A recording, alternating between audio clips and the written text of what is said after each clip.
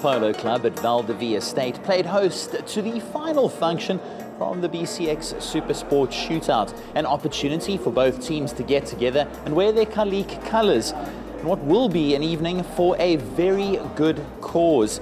Almost 25 million rand raised so far courtesy of the shootout, and hopefully lots more will be added to that tally tonight. A total of 90 points were up for grabs on day one of the BCX Supersport Shootout. And after the first day's play, it's Team BCX who leads, but by a slender margin of just 7 points. Results aside, tonight is a crucial evening as far as funds raised for the worthy causes are concerned. A number of wonderful items up for auction, which will contribute the bulk of the funds raised for the charity component. We're here this evening and to enjoy the company of friends, of colleagues, of sporting rivals, and also to raise a lot of money for charity. Over the years, this event has taken a number of shapes, but as one part has had to remain constant. And is the reason why we as BCX continue to support it. And is the opportunity for us to give back, or as some people say, to pay forward. That's very important for us because in BCX we believe in the power of collective good. That's why every year we continue to support this event. Thought it would be a good idea before we get into the three main items on auction to offer the opportunity for you all to dip in and contribute something by having a photograph with the 6 Springbok rugby captains that are in our presence tonight. As Ken steps up, I will tell you that we have 300 bottles of the BCX Supersport Shootout Special Reserve on offer. And I wait for you to come around to the cellar and to taste the barrels and pick what you would love to have in the bottle with your own label. It's a very special opportunity to have 300 bottles of your very own wine. Last chance at 120,000. We bid at 110 once, 110 twice, and thank you kindly, kind sir. Sold.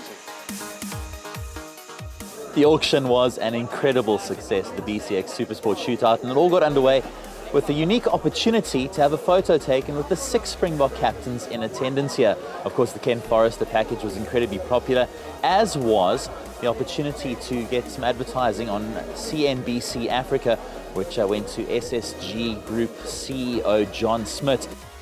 I think tonight's really shows just how much good there is out there from a South African point of view in terms of the optimists about what South Africa has to offer in terms of the world. And to be a small part of that as SSG Holdings, is an absolute privilege. So, nights like tonight give us hope, make us optimistic about the future that we have and the future that we can have together. So it's a special privilege.